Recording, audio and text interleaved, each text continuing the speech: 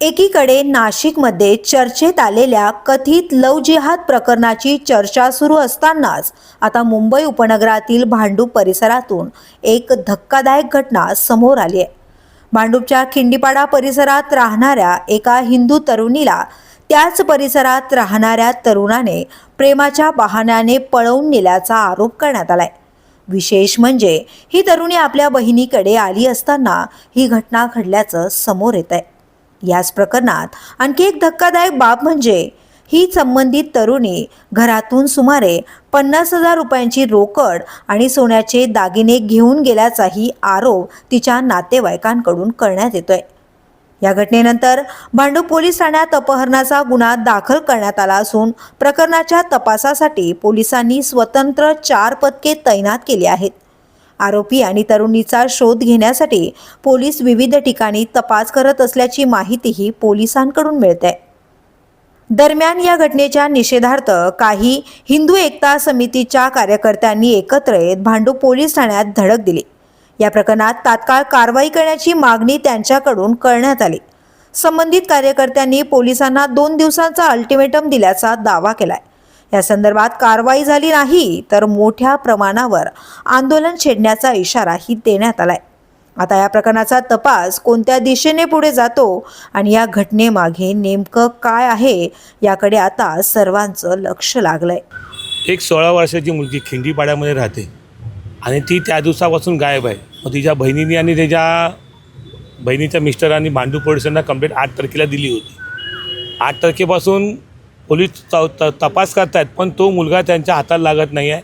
आज त्याच्या भाऊ आहे, बहीण आहे, त्यांच्या जीवाला घोर लागलेला आहे आणि हे 8 दिवस का लागावेत ह्याचा जबाब घेण्यासाठी आम्ही अखिल भांडूप हिंदू समाज आम्ही एकत्र येऊन आज भांडूप पोलीस स्टेशनला आलो होतो आणि भांडूप पोलीस स्टेशनला आम्ही त्याच्याबद्दल जाब विचारले की काय तुमचं चाललं आहे म्हणून। 8 दिवस ती मुलगी इथे नाही, 8 दिवसात त्या मुलीवर काय काय होत असेल हे त्यांनी ऐकलं। आमचं सगळ्यांचं चांगल्याप्रकारे उत्तरं दिली आणि आज भांडूप पोलिसांनी आज पहिला एकच ऑफिसर होते, आज सिनियर साहेबांनी 4 नवीन ऑफिसर नियुक्त केले आणि आम्ही लवकरात लवकर याचा तपास घेऊ, लवकरात लवकर आम्ही काम करू असं त्यांनी सांगितलं।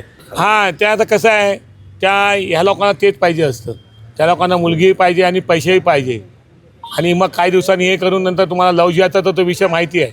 अशा माध्यमातून तिला फूस लावून गेलेली असणार, कारण तिथं वय वर्ष 16 आहे। 16 वर्षाच्या मुलीला एवढं काय ज्ञान नसतं की एवढं सगळं समजावं, एवढं हे करावं म्हणून। साधारण किती रक्कम नेलेली आहे? साधारण काय नेली 50,000पर्यंत आणि काहीतरी गोल्ड घेऊन गेलेली आहे।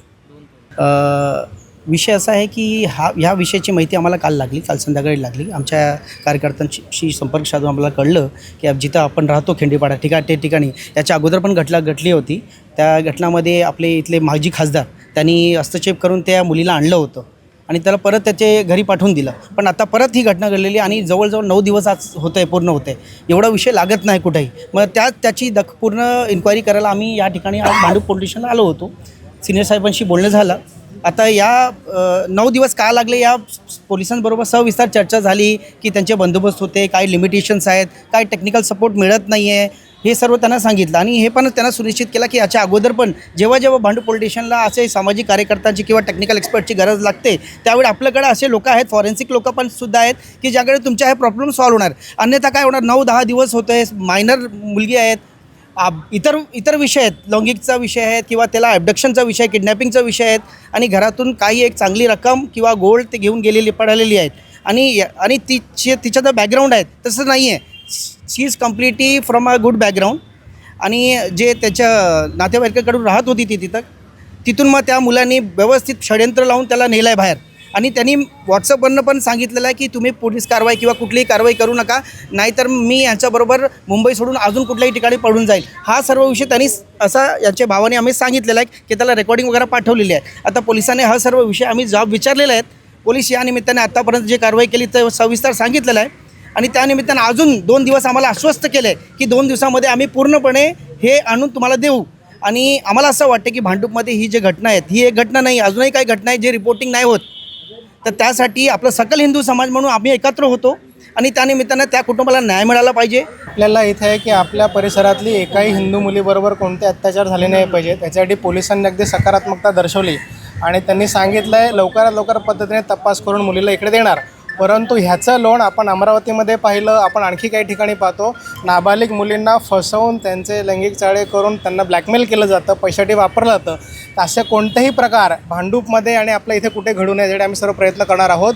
येणाऱ्या कालावधीमध्ये पोलिसांनी जी कालावधी मर्यादा दिली आहे त्याच्यामध्ये ते करतील अशी अपेक्षा आहे. परंतु नाही झालं तर मात्र आपण इथे सर्व हिंदू समाज म्हणून आम्ही एकत्र येऊ आणि ह्याच्यासाठी आम्ही पुन्हा एकदा आपल्या सरकारासाठी, आपल्या समाजासाठी सर्वांसमोर आम्ही हे कारण आमचं म्हणणार आहोत. भांडू पुलिस पे हमें पूर्णतः भरोसा अभी जैसा उन्होंने बताया कि 2 दिन में भांडू पुलिस चौकी ने आश्वासन दिया है कि जो नाबालिग लड़की है जो गई है वो 2 दिन में हम ला के देंगे. 2 दिन में अगर भांडू पुलिस चौकी यह काम नहीं करती है तो आज यहाँ पर 50-100 लोग इकट्ठा हुए हैं. अगर भांडू पुलिस द्वारा 2 दिन में लड़की नहीं आती है तो यहाँ पे 500 से 1000 लोग यहाँ पर उतरेंगे और हिंदू समाज के लिए हम लोग न्याय करेंगे. हिंदू हितचिंतक होने के नाते हम सभी लोग यहाँ पर आए हुए हैं. अभी यह मैसेज सिर्फ 1 घंटे के अंदर सभी को प्रसारित किया गया था तो यहाँ पे 50 लोग इकट्ठा हुए हैं. इसका सुनियोजित प्लान करके हम बड़ा सा आंदोलन एक उभारेंगे ताकि ऐसे कृत्य करने वाले सतर्क हो जाएंगे. जय श्री राम. जय श्रीराम. व्हिडिओ जर्नलिस्ट विशाल चव्हाणसह विद्या अमृतकार, शहर मुंबई. व्हिडिओ आवडला असेल तर लाईक करा, शेअर करा आणि आमच्या चॅनलला सबस्क्राईब करा. बेल आयकॉन दाबायला विसरू नका.